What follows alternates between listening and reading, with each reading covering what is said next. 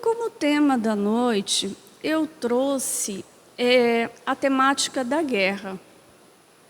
A guerra e as suas consequências sob a ótica espírita, sobre a ótica espiritual. Que a gente está vivendo aí no momento, né, que existe uma guerra aí da Rússia e Ucrânia, né? E aí a gente percebe que, principalmente nos grupos, nas redes sociais, é um dos assuntos mais comentados. E é importante que a gente compreenda essa temática sobre a ótica do Cristo, né? Por que é que o ser humano participa de guerras, provoca guerras? Por que é que Deus permite que o ser humano guerreie contra os seus iguais? Quais são as consequências de uma guerra? Bem, o Livro dos Espíritos, ele discorre sobre essa temática no capítulo destinado à lei de destruição. Na lei de destruição vai estar ali mais ou menos 5 perguntas que são feitas de forma direta, em que Kardec pergunta para os espíritos a respeito da temática da guerra. Mas em outras passagens, outras perguntas, e mesmo no Evangelho, Jesus vai nos ensinar, né? Especificar um pouco mais esse assunto.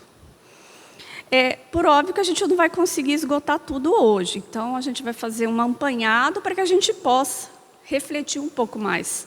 Porque eu vi até um comentário que o brasileiro deixou de ser especialista nos grupos de WhatsApp, né? Deixou de ser especialista do Covid e agora virou especialista em guerra, né? Na questão Rússia e Ucrânia.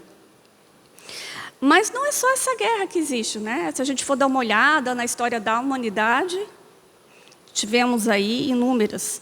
E mesmo no Antigo Testamento, né, há relatos lá de batalhas, de guerras.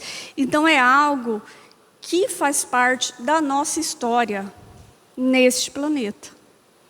Hoje mesmo eu dei uma pesquisada na Wikipédia, né, que é um espaço de busca, né, como se fosse um dicionário, uma enciclopédia eletrônica. Existe, em 2022, foram registrados até agora 24 conflitos armados. Esses, assim, oficiais, que é de grande relevância. Fora os conflitos menores. Então, é importante que a gente tenha uma compreensão para como que a gente vai olhar para essa situação. Como é que a gente vai se manifestar?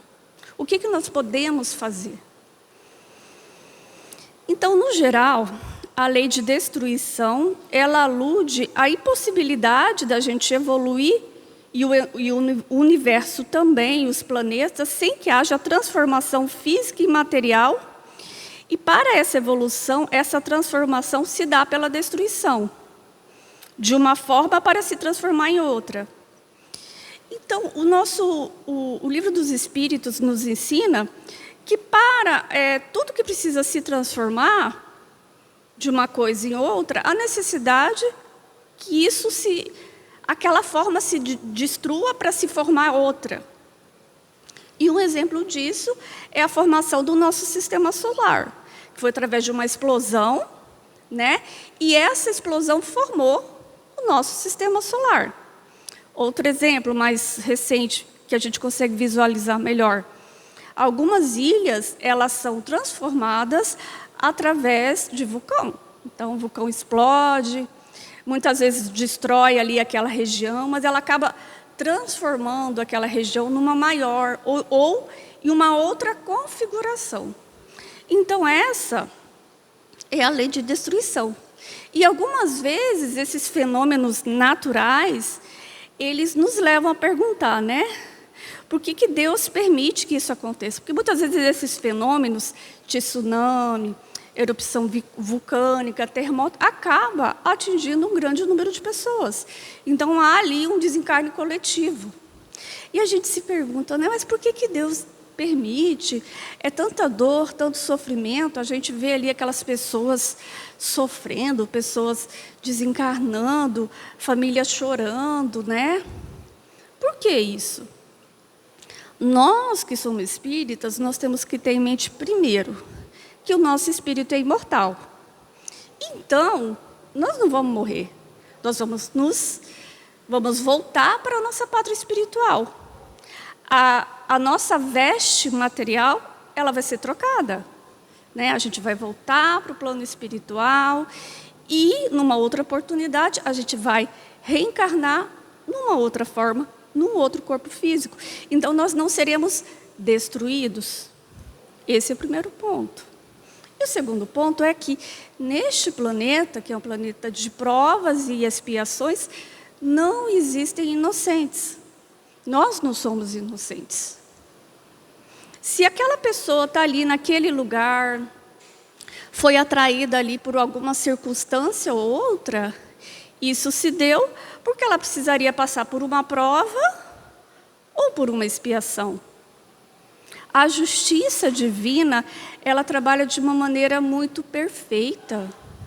Nós não temos nem condições de compreender todas as miúças, todos os detalhes com que a espiritualidade trabalha em nossa vida, para que se cumpra o nosso planejamento reencarnatório, para que a gente consiga sair dessa encarnação vitoriosos, para que tenhamos aprendido tudo aquilo que necessitamos, para que a gente tenha se transformado, né, temos conseguido realizar a nossa reforma íntima.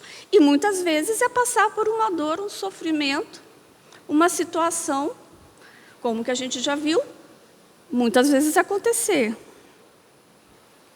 Então, a lei de destruição ou transformação, né, é um processo natural de renascimento e regeneração da matéria, além de ser necessário para o equilíbrio do mundo.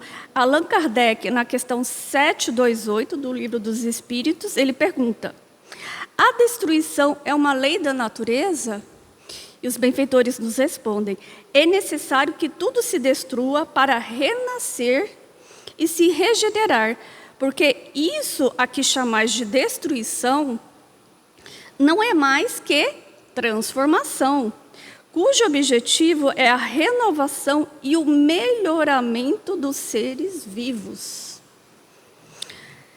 Com isso, os chamados flagelos destruidores, né, que é vulcão, é tsunami, é furacão, dizem respeito a processos de adiantamento das pessoas, já que o espírito, de algum modo, irá buscar o estado de regeneração moral. São, antes de tudo, leis educativas, mesmo que algum de nós pense que se trate de um castigo, né? Nós vemos aí muitos irmãos falando: a região tal está sendo castigada por Deus, porque são pecadores. Ou, às vezes, a gente mesmo pensa, né? Nossa, mas o que aquele povo fez para merecer uma situação como aquela? E a gente vê aqui que não se trata de castigo, mas de um estágio de transformação para a regeneração. E tem a questão 737, né, que Kardec fala: com que fim fere Deus a humanidade por meio dos flagelos destruidores? E os espíritos respondem: para fazê-la progredir mais depressa. Então, é interessante a gente pensar, né? Mas como assim fazer progredir mais depressa? Porque normalmente, né, quando ocorrem essas situações de terremoto, né, de enchentes, de vulcões, há uma comoção que faz que as pessoas comecem a se colocar no lugar da outra, o que normalmente não aconteceria numa situação normal. Então, a gente vê o nosso irmão lá, no meio do terremoto, sem água, sem energia, muitos feridos, a gente se comove. Começa a nascer esse sentimento de solidariedade, de se colocar no lugar do outro. E muitas pessoas vão muito além disso, né? Elas se tornam agentes de levar o socorro mesmo, de colocar a mão na massa, de doar, de ser voluntário para arrecadar, voluntário para ir lá, para salvar as pessoas. E também tem a questão da tecnologia, né?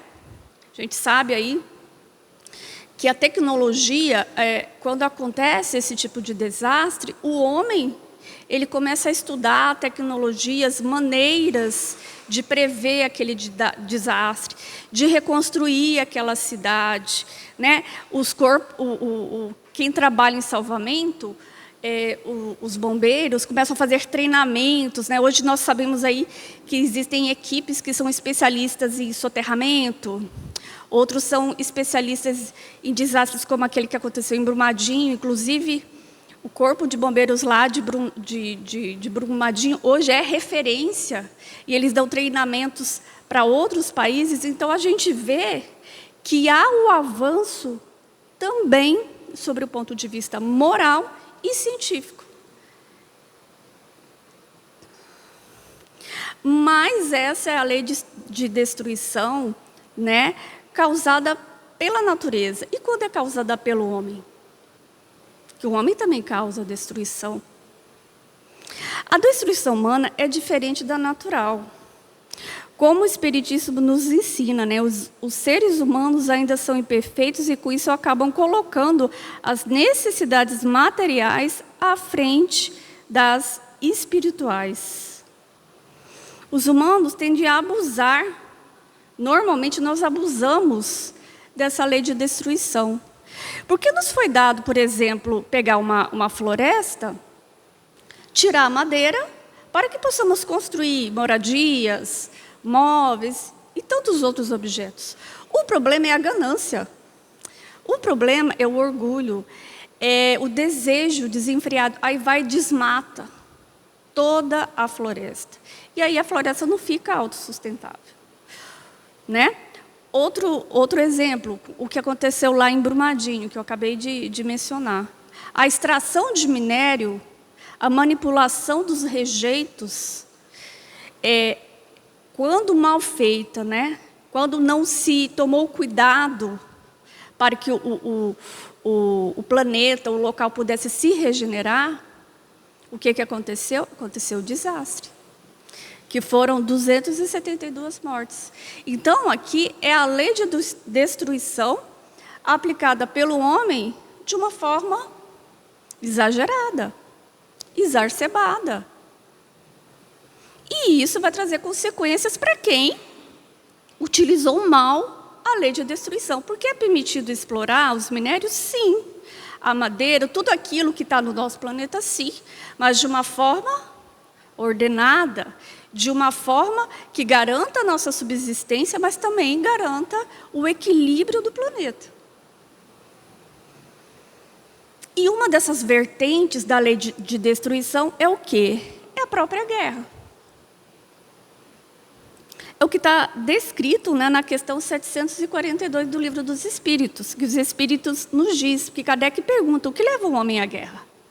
E os Espíritos respondem, o que leva o homem à guerra é a predominância da natureza animal sobre a espiritual e a satisfação das paixões. No estado de barbárie, os povos só conhecem o direito do mais forte. E é por isso que a guerra, para eles, é um estado normal. À medida que o homem progride, ela se torna menos frequente, porque ele evita as suas causas. E quando ela se faz necessária, ele sabe adicionar-lhe a humanidade. Então, como a gente observa, o que os Espíritos nos diz, que a guerra ela é uma reminiscência do nosso estado mais bruto, mais animal. Porque nos primórdios da humanidade, os primeiros Homo sapiens que começaram a se reunir, formar famílias, eles lutavam pela comida. Era o instinto de sobrevivência se sobrepunha ao raciocínio. era garantir água, comida e proteção, porque aquele que era mais forte é o que prevalecia. Então, tudo era disputado com o uso da força, né? E à medida que o homem foi evoluindo, infelizmente, esse instinto que deveria ter sido deixado, né? Que a gente deveria ter evoluído num patamar em que já não tivéssemos mais esse instinto tão animal, esse instinto bélico, de resolver todas as nossas questões pelo uso da força, porque, infelizmente, hoje ainda resolvemos todas as nossas questões pelo uso da força. Se a gente for olhar os conflitos, Primeira Guerra Mundial, Segunda Guerra, né, essa agora, a gente vai verificar que ainda temos esse instinto muito presente. Porque muitas vezes se fala, são guerras ideológicas. Na verdade, não. Na verdade, o que predomina ali é o orgulho, é a vaidade, é a questão de deter poder, de deter dinheiro, recursos naturais que aquela região possui. Então, a gente vê que nós trazemos ainda isso muito vivo na nossa existência. E conforme a gente vai evoluindo, deixaremos de brigar e matar por coisas banais. Um dia, nós evitaremos conflitos que levarão à guerra e não nos orgulharemos de ganhar pela força bruta. Porque nós deveríamos ganhar pela razão, nós deveríamos resolver as nossas questões, as nossas diferenças pela razão, pela lógica, pelo amor, pela caridade. E é o que está escrito na questão 743 do Livro dos Espíritos. Os Espíritos respondem: a guerra desaparecerá um dia da face da terra, quando os homens compreenderem a justiça e praticarem a lei de Deus. Então todos os povos serão irmãos. Olha que refrigério que isso é para nós, né? Olha só que sabedoria. Então, quando a gente começa a se sentir desconfortável com uma guerra, isso já é um sinal que a gente está evoluindo. É claro que existem ainda aqueles que falam, não, mas é a Rússia que tem razão. Não, é a Ucrânia. É porque é isso. Porque é aquilo. Mas a grande maioria de nós, quando vê aquela situação daquelas pessoas sendo bombardeadas, né? Eu estava vendo uma reportagem de uma mãe que, num desespero, pegou o filho de 10 anos e mandou sozinho para outro país, porque ela não tinha, era uma viúva, ela não tinha como sair da cidade e levar a criança, porque ela tinha que cuidar da mãe, que não podia andar, que estava acamada. Então, ela, num gesto de desespero, para o filho não passar pelos horrores da guerra, ela mandou a criança sozinha lá. E as pessoas foram ajudando. A única coisa que o menino tinha era o telefone e o endereço do familiar num outro país. Então, a gente vê que são situações, e a partir do momento que a gente se comove com aquela situação, já é um sinal de que a gente está evoluindo. Porque até algum tempo atrás, guerra, ninguém se comovia, né? Era assim, algo natural. E algumas regiões ainda é algo natural, né? Existem regiões aí que estão em conflitos armados, como Israel e a Palestina. Sei lá, quase que Deus que mundo é mundo. Então, algumas regiões ainda é uma realidade. É algo que é habitual, que é natural. Mas, para nós, graças a Deus, né, que a gente já conseguiu despertar, quando a gente vê as barbáries de uma guerra, a gente já começa a se sentir incomodado. E aí, desse incômodo, a gente já passa a fazer protestos, manifestações, assinar, né, manifestações para que cesse a guerra, fazer apelos, né? A gente já começa a ter uma noção de que a guerra não vai resolver os nossos problemas, as nossas disputas, né? Mas, por outro lado, a gente tem que compreender também que não basta isso. A partir do momento que você já tem a consciência que a melhor forma de ajudar em relação a esses conflitos é a oração, é pedir que os benfeitores acalmem os ânimos, né? É claro, ir protestar é normal, é válido, mas a oração também. Nós sabemos que essas regiões onde estão acontecendo conflitos, ali existem muitos espíritos obsessores que são atraídos, os desencarnes ali são de sofrimento. Então, são situações muito complexas. Aí, a partir do momento que você já dá um passo a mais e começa a orar, pedir por esses irmãos que estão lá, que você não conhece, significa que a gente está no caminho certo. E é importante a gente ter consciência que essa paz, e mesmo nós, a compreensão da paz, ela não vai ser de uma hora para outra. Então, hoje eu decido que eu sou da paz. Então, eu vou vestir de branco, eu vou lá entrar numa passeata. Não, gente, a gente sabe, nós espíritas sabemos que ninguém adquire uma qualidade, né, um sentimento nobre da noite por dia. Essa paz é uma conquista íntima e diária. Então, se eu quero a paz do mundo, eu tenho que começar com a paz dentro de mim. Porque muitas vezes a gente condena, ou a gente se sente incomodado, triste, com as regiões em que estão acontecendo esses conflitos, mas a gente não percebe a guerra que a gente faz dentro de casa.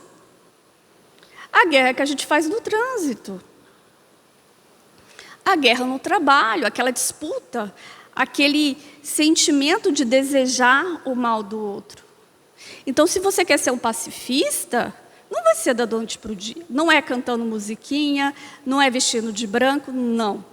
É com pequenas atitudes que vamos adquirindo no transcorrer das nossas reencarnações.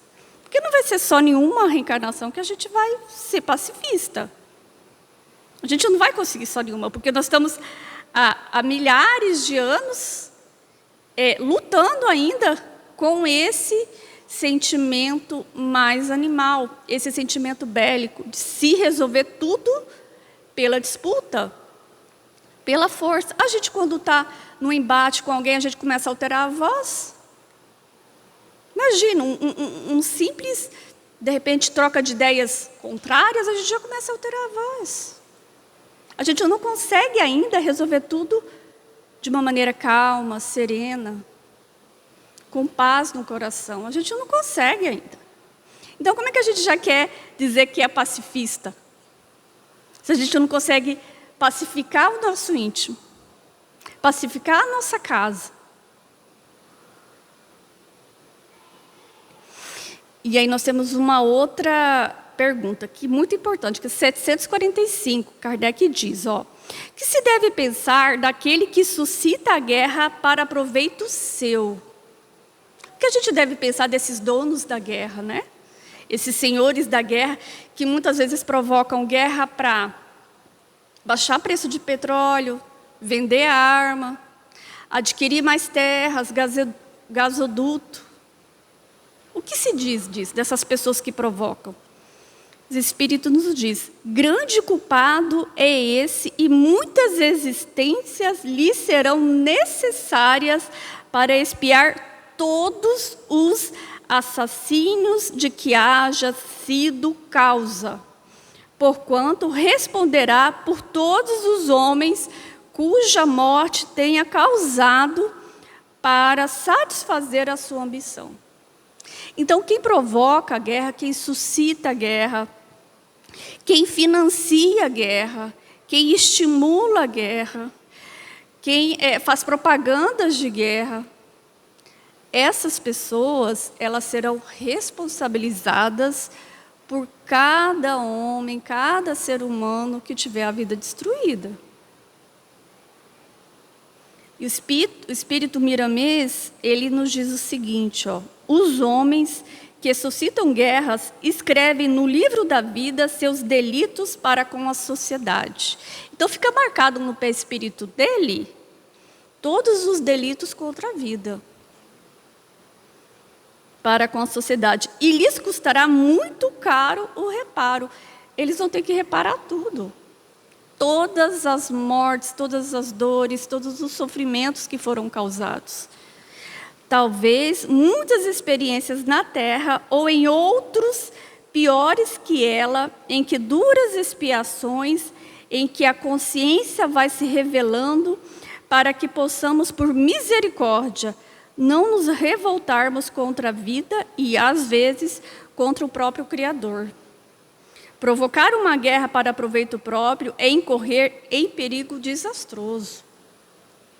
Então, a gente tem que tomar cuidado, porque não é só aquele que age diretamente, mas também quem age indiretamente. Quem fala, o Putin tem que... Aí manda lá os posts lá na internet. Não, porque tem que destruir mesmo, tem que fazer isso, tem que fazer... A gente tem que tomar cuidado. Porque nós também poderemos ser responsabilizados. Todas as nossas atitudes, nós seremos responsabilizados. Essa é a lei de causa e efeito. É a aplicação da lei de causa e efeito. Para toda ação, existe uma reação. Tudo aquilo que eu plantar, eu vou colher. Cada um de acordo com as suas obras. E aí tem uma passagem também que eu acho bem interessante a gente mencionar, que é tratada por Mateus, que é uma frase de Jesus que muitas vezes é mal interpretada. Diz o seguinte, Jesus ensina: não cuideis que vim trazer a paz à terra. Não vim trazer paz, mas espada. Então, se a gente fazer uma leitura apenas sobre o ponto de vista lógico, né?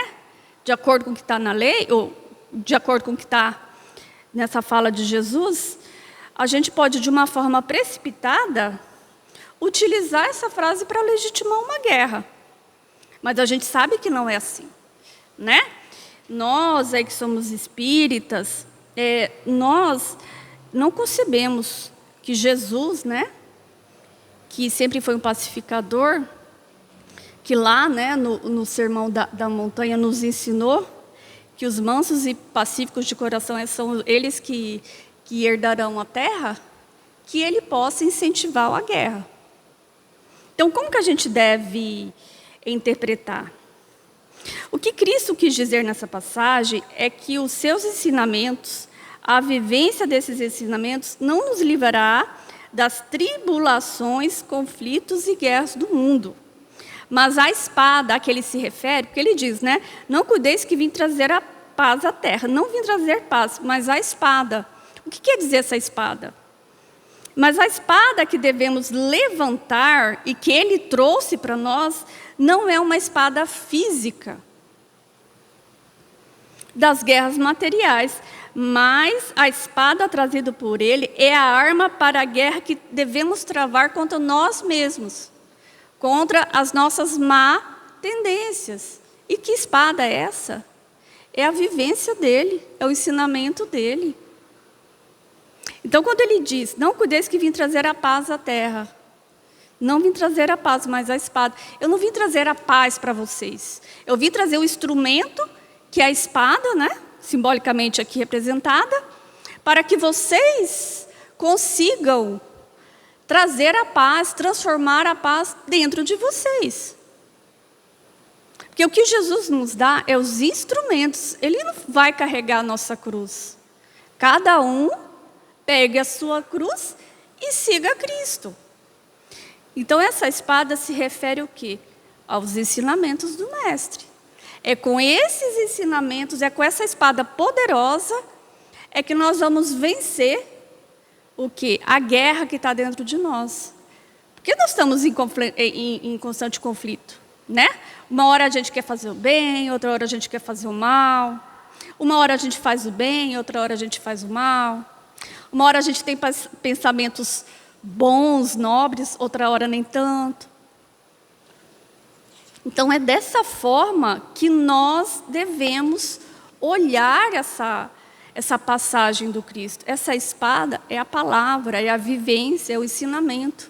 E ela deve ser usada não contra o nosso irmão, mas como instrumento de nossa renovação espiritual.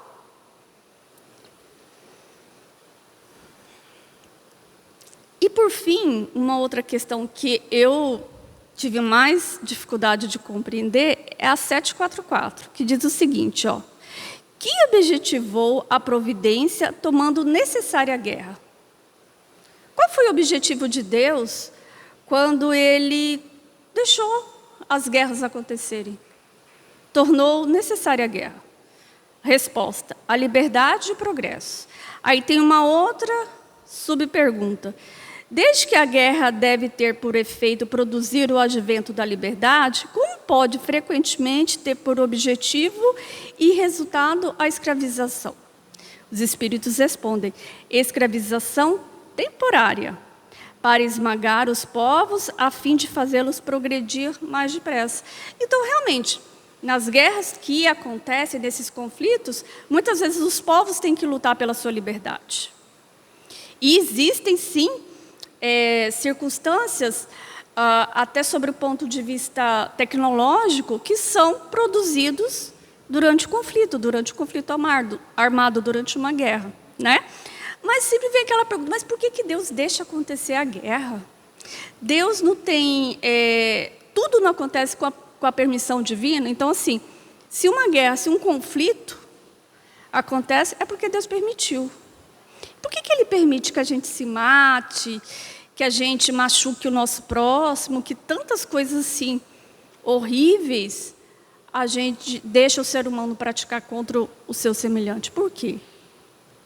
Aí, eu pensando nisso, me veio a lembrança de um estudo que eu fiz aqui, no Lar de Nazaré, e que a nossa irmã Irani me esclareceu, justamente sobre esse ponto.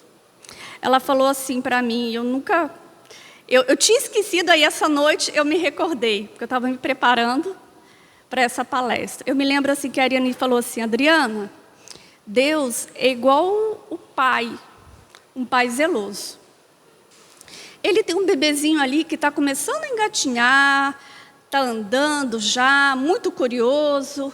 Aí ele vê uma tomadinha, ele quer colocar o dedo na tomada.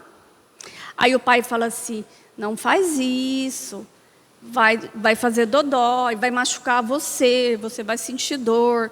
Aí o pai vai e coloca aquele protetor de tomada para a criança não colocar o dedinho. Mas a criança continua. Aí a criança aprende a tirar o protetor e fica. Aí chega o ponto que o pai fala assim, não, eu vou deixar ele tomar um choque, porque ele vai sentir dor e ele não vai mais colocar o dedo. O pai sabe que a criança não vai morrer, que não vai acontecer nada grave. Mas a criança vai sentir dor e vai aprender. E isso acontece. A criança vai lá, coloca o dedinho, sente o choque, aí não coloca mais. O pai queria que a criança sofresse? Não. O pai gostaria o quê? Que a criança tivesse ouvido os conselhos dele, as instruções dele, e que não sofresse, que aprendesse com os ensinamentos, com a vivência. Mas a gente é teimoso. Nós somos teimosos, nós somos orgulhosos, a gente acha que a gente sabe muito, que a gente pode muito. Muitos de nós acham que não precisa mais de Deus, que somos os nossos próprios criadores. E aí Deus permite que a gente se machuque, para que a gente possa aprender, porque Ele nos ama e nos dá o livre-arbítrio da escolha. Ele gostaria que a gente aprendesse com os ensinamentos do Cristo? Sim, Ele mandou Cristo para ensinar direitinho o que era para fazer. E a gente fez? Não. Nós acabamos de sair de uma pandemia, onde nós aprendemos o quê? A convivência familiar. Nós tivemos aí um período que a gente teve que conviver muito com os nossos familiares. E a pensar no coletivo. Pensar que eu não posso passar doença para as pessoas, porque não é legal, eu tenho que pensar no coletivo, eu tenho que usar máscara, está todo mundo usando máscara, né? Só eu que não, porque eu estou fazendo a palestra. E aí a gente acaba de sair de uma pandemia, mal saímos e já começou uma guerra. Então eu pergunto, a gente aprendeu? Aprendeu tudo? Acho que um pouco a gente aprendeu, mas a gente aprendeu tudo? Não. Jesus nos trouxe aí a espada para a gente vencer essa guerra, né? Essa guerra contra os nossos instintos bélicos, contra essa nossa animalidade, há mais de 2000 anos. E até hoje a gente não aprendeu. Então, culpar Deus, perguntar, por que Deus permite? Gente, Deus nos ama. Ele não quer que a gente aprenda pela dor. Não quer. Mas o ser humano faz essas escolhas. E nós temos que ter responsabilidade pelas nossas escolhas. Então, se a gente quer a paz mundial, não basta ir em Facebook, em rede social, colocar lá, eu sou da paz. Não. Começa a pacificar o seu íntimo, a pacificar o seu lar, o seu trabalho, o trânsito, e por aí afora. E para terminar, eu acho que só mais 5 minutinhos, tem um capítulo, um texto, que está no livro Estante da Vida, né, do médium Chico Xavier, pelo espírito de Irmão X, intitulado A Lenda da Guerra. É uma historinha que fala como que a guerra surgiu. A lenda da guerra diz o seguinte: quando o primeiro pastor de almas se elevou da terra, no carro da morte, o Senhor esperou no seu trono de justiça e misericórdia, de modo a ouvir-lhe o relatório alusivo às ovelhas do mundo. Nos céus, aves felizes entoavam cânticos de paz, enquanto os serafins tangiam harmoniosas citaras ao longe. Tudo era esperança e júbilo no paraíso. No entanto, o pastor, que fora também no planeta terrestre o primeiro homem bom, trazia consigo dolorosa expressão de amargura. Os cabelos brancos caíam-lhe em desalinho, seus pés e mãos tinham marcas sangrentas e de seus olhos fluíam lágrimas abundantes. O Todo-Poderoso, surpreendido, disse-lhe... Aliás, o Todo-Poderoso recebeu-o surpreendido. O ancião inclinou-se reverente, saudou-o, respeitoso e manteve-se em profundo silêncio. As interrogações paternais, todavia, explodiram afetuosas. Como seguia o rebanho da terra? Observa-se o regulamento da natureza? Atendia-se ao caminho traçado? Havia suficiente respeito na vida de todos? Bastante compreensão no serviço individual? Conforme o desdobramento dos negócios terrestres, abriria novos horizontes ao progresso dos homens. O dever do bem vivido conferiria mais extenso direito às criaturas. Então, esse foi o primeiro homem que foi lá e Deus começou a questionar. Como que estavam as coisas aqui na terra? O velhinho, contudo, ouvia e chorava. Mas, austeramente inquirido, respondeu soluçando: ai de mim, Senhor, as ovelhas que me confiaste, segundo me parece, trazem corações de animais cruéis. A maioria tem gestos de lobos, algumas revelam a dureza do tigre e outros a peçonha de víboras ingratas. Oh! Gritos de admiração partiam de todos os lados. De fisionomia severa, embora serena, o Senhor perguntou: não têm as ovelhas a dádiva do corpo para sublime aprendizado na escola terrestre? Sim, suspirou o ancião, mas desprezam-no e insultam-no todos os dias através do relaxamento e da viciação. Não possuem a casa o ninho doce que lhes dei?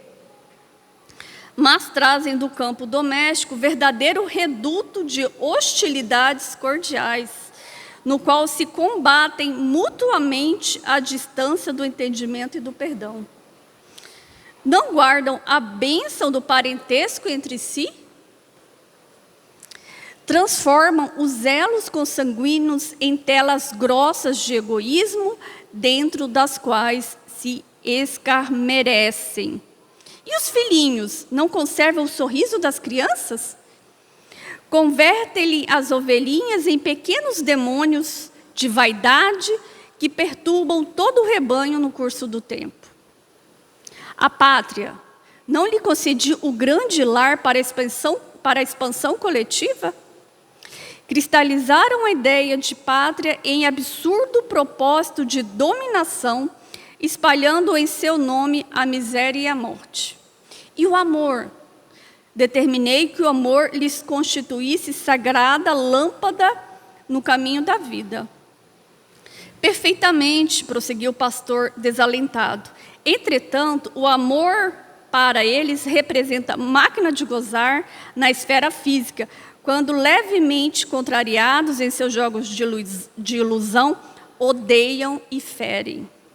A verdade, tornou o Senhor compassivo, somente acreditam nela e aceitam-na se os seus interesses imediatos, mesmo quando são criminosos, não são prejudicados.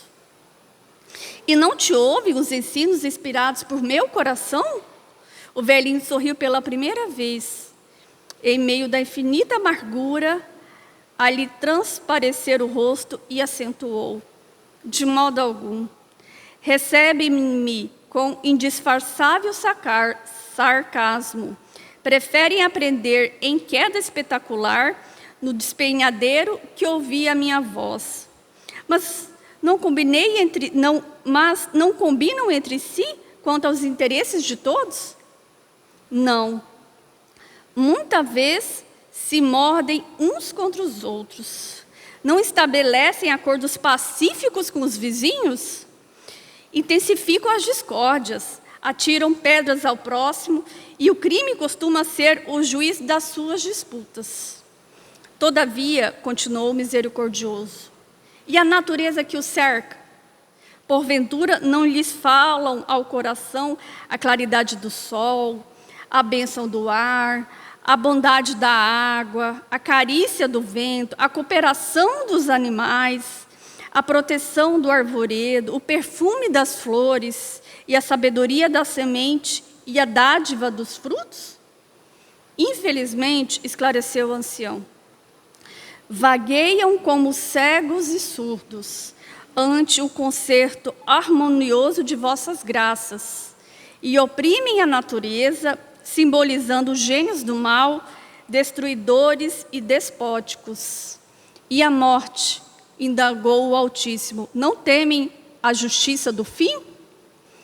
Parecem ignorá-la, peregrinam na crosta do planeta como duendes loucos, embriagados de ilusão, indiferentes ao vosso amor, endurecidos para com vossa orientação, despreocupados de vossa justiça. Nesse momento, o Senhor Todo-Poderoso mostrou-se igualmente entristecido. Após meditar alguns minutos, falou ao pastor em pranto: não chores nem te desesperes. Volta à terra e retoma o teu trabalho. Outros companheiros contribuirão em teu ministério, encaminhando, corrigindo, refazendo e amando em meu nome. Alguém, contudo, estará presente no mundo, colaborando contigo e com os demais, para que minhas ovelhas infelizes compreendam a estrada do aprisco pela dor. Em seguida, cumprindo ordens divinas, alguns anjos desceram aos infernos e libertaram um perigoso monstro sem olhos e sem ouvidos, mas com milhões de garras e bocas. Foi então que, desde esse dia, um monstro cego e surdo da guerra acompanha os pastores do bem, a fim de exterminar em tormentas de suor e lágrimas tudo o que na terra constituía obra da vaidade e do orgulho, egoísmo e tirania dos homens, contrários aos sublimes desígnios de Deus. Então, o que Deus quer, o que Deus nos ofereceu, é o caminho do amor, é o aprendizado. São todos instrumentos para a gente ser feliz, mesmo nessa terra. Mas o ser humano não dá ouvidos ao Pai. Não dá ouvidos a Jesus. Então, por livre e espontânea vontade, a gente escolhe a dor. E Deus permite o quê? Para que a gente compreenda qual o caminho se deve seguir, para que a gente compreenda as consequências dos nossos atos, as consequências do nosso orgulho, da nossa vaidade, da nossa falta de empatia, desse nosso desejo de ter sempre mais bens materiais. Então, irmãos, é essa, né? O estudo da noite. Vamos agradecer a Deus, né? Por este momento. Senhor Jesus, somos gratos por esse ensino. Rogamos a Ti que o Senhor possa penetrar em todos os corações de todos os encarnados, desencarnados, dos senhores da guerra, para que possa, Senhor Jesus, Deus nosso Todo-Poderoso, amolecer os nossos corações, para que possamos pensar no nosso próximo, conscientizar de que o amor, a caridade, o diálogo são instrumentos necessários para a resolução de qualquer conflito, qualquer diferença, que possamos ser luz onde quer que nós estejamos, que consigamos mudar essa cultura de guerra para uma cultura de paz, de amor e de caridade. Abençoe todos nós, os nossos benfeitores, esta casa, os nossos lares, os nossos familiares e tudo aquilo que nos cerca. Obrigada a Deus, gratidão Jesus, que assim seja.